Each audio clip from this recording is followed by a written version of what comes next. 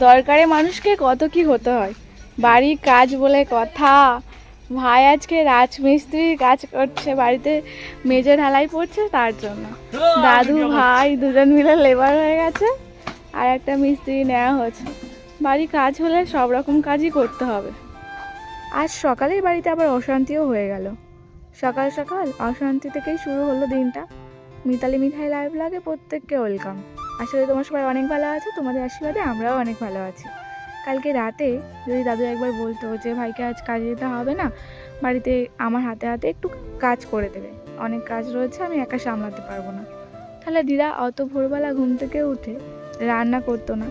2-3 রকম রান্না করেছে, ভাই কাজে যাবে বলে 7টার মধ্যে রান্না করে রেডি করিয়ে দিতে হয়।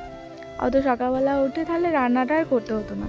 বেলার দিকে রান্না করলে গরম গরম ভাত তরকারি তবু সবাই খাওয়া দাওয়া করতাম।